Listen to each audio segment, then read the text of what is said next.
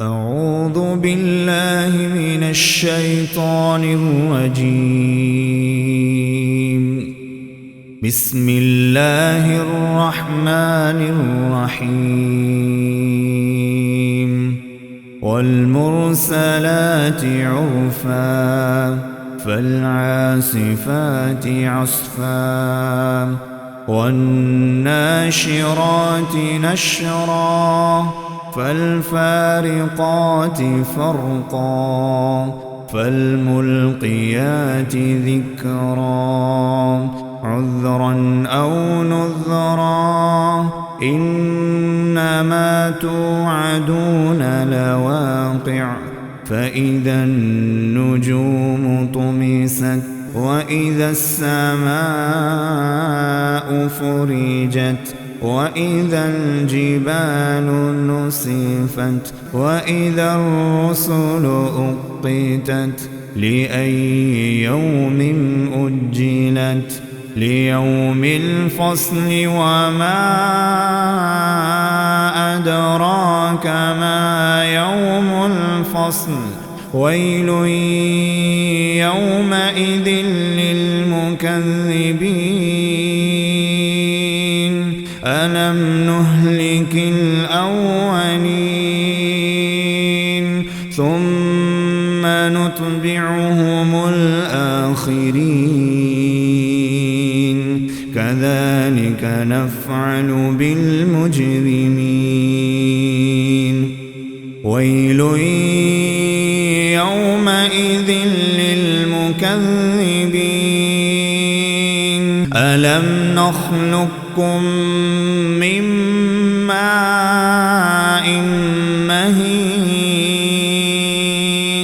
فجعلناه في قرار مكين إلى قدر معلوم فقدرنا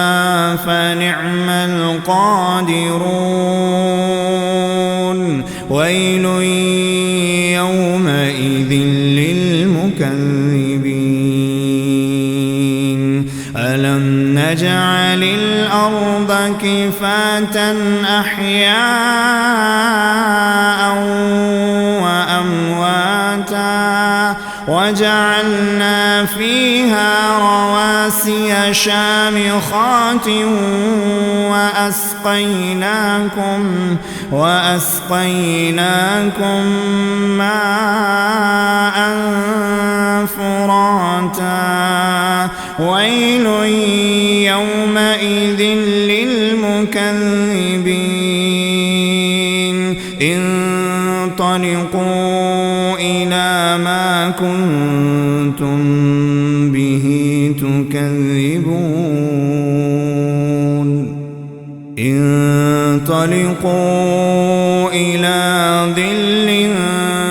ذي 3 شعب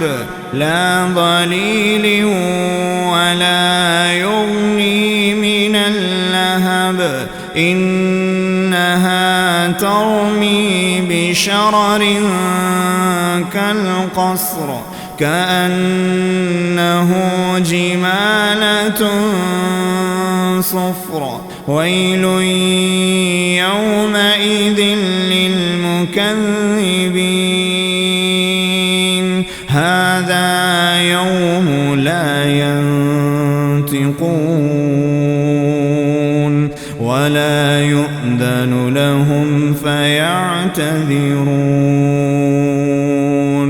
ويل يومئذ للمكذبين هذا يوم الفصل جمعناكم والأولين فإن كان لكم كيد فكيدون ويل يومئذ للمكذبين إن المتقين في ضلال وعيون وفواكه مما يشتهون